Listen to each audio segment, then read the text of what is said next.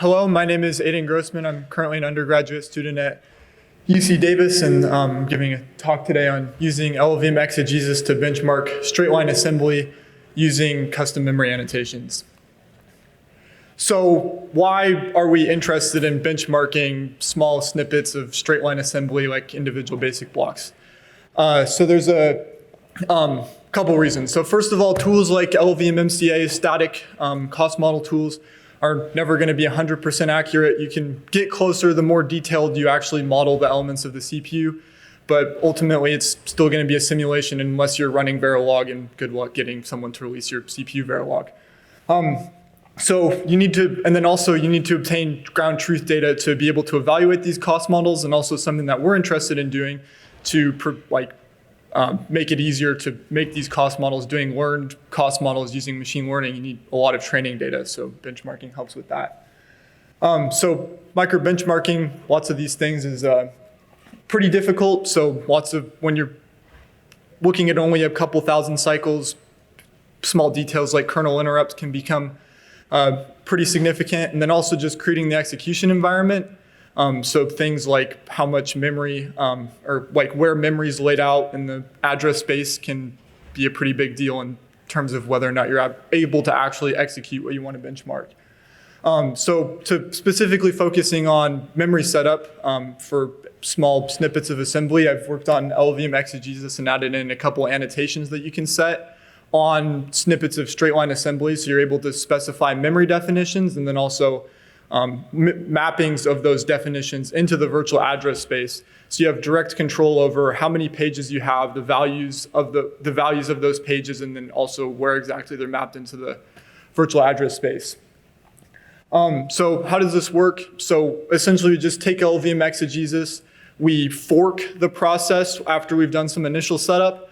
After the fork, we do some we set up some performance counters, and then in the child process that actually performs the benchmarking, we go in and we just invoke a machine code JITted assembly, and then we do a couple of special things. So we unmap all of the virtual address space, and then there's generated assembly that will go in and map where you specify memory to be mapped into with the correct pages, just manual system calls.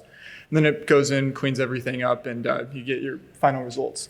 So like looking at a small snippet of basic assembly here, like you're doing a couple load folded adds, just accessing memory. So you need to be able to, if you're going to benchmark this, you need to actually have memory or pointers to actual memory in the registers that you're using. So what we can do is we can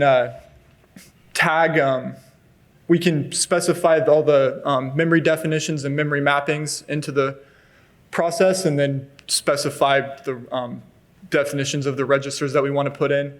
And then we can put this snippet in, and in this case, I've set it up so that it will use a single page of memory, which can be important when you're experimenting things with things like L1 cache misses, because if you just put everything as a single page, it'll all fit, probably fit within the L1 cache.